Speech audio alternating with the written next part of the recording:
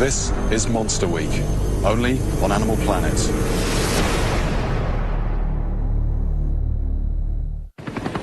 As a scientist, I was never a believer in conspiracy theories. I believe Al-Qaeda was responsible for the 9/11 attacks.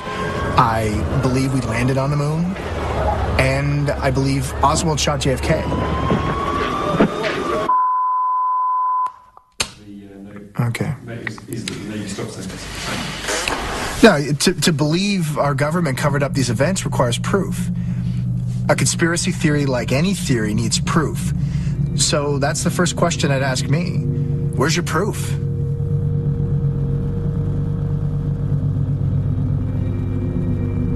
In 1997, scientists from NOAA recorded a sound in the deep Pacific. It's thought to be organic in nature and has never been identified. It's called the bloop. In the early 2000s, it was proved that the Navy beached whales while testing sonar weapons. For years, the Navy denied that they were responsible for these beachings. These are facts. And in some of the incidents, there were reports of something else washing up with the whales. In 2004, two boys were the first to arrive on a mass whale beaching in Washington State. They captured it on a cell phone. The boys claim they saw something that day. They claim they saw a body.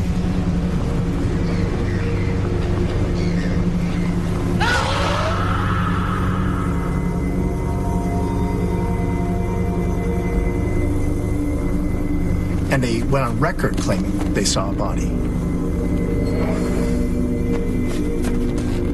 That official record was later changed, and the Navy took the remains of what the boys found.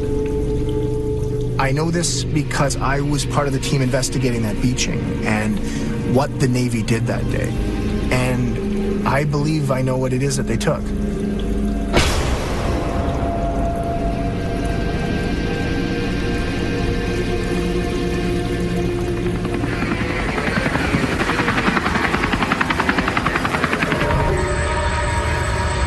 Cliffs Beach, Washington State, April 4th, 2004.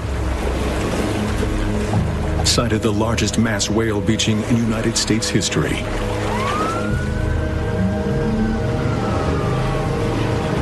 A Seattle-based research team from the National Oceanic and Atmospheric Administration is quickly on the scene to investigate the cause of the mass beaching. Heading the research was respected marine biologist Dr. Brian McCormick.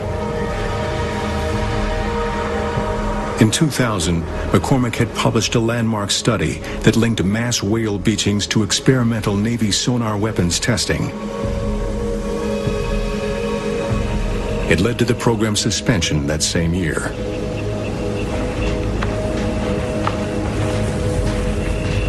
Dr. McCormick and his team suspected that the Navy had begun operating their sonar once more.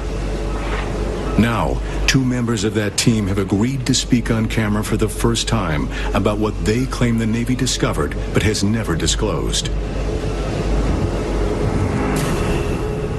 I remember looking out over the dunes, and the scale was incredible. I'd never seen anything like it. My name's Paul Robertson. I was a research assistant with Dr. McCormick, working at NOAA for several years by then.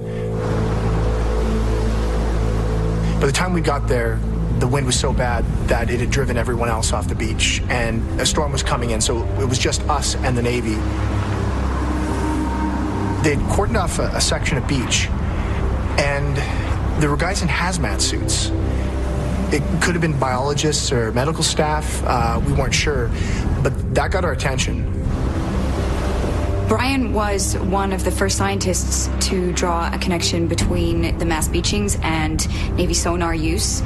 He was the most experienced in these events, but even he had never seen anything like this before. I'm Rebecca Davis. I was a field biologist at NOAA.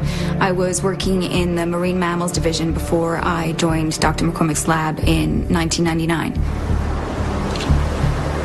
Blood was visible coming from the ears of the whales. We had never seen that before, where every whale was bleeding from the ears. This meant that they had all suffered some kind of major internal trauma. We took multiple organ tissue samples, and we were going to study those under the microscope to determine cause of death. We packed up as quickly as we could, but Brian wouldn't leave. He wanted to get as many samples as he could because he wanted to know what the Navy was doing out there. After the Navy left, we went down to where they'd been working, and none of the animals had been cut open. They hadn't been autopsied. We had no idea what they would be doing down there.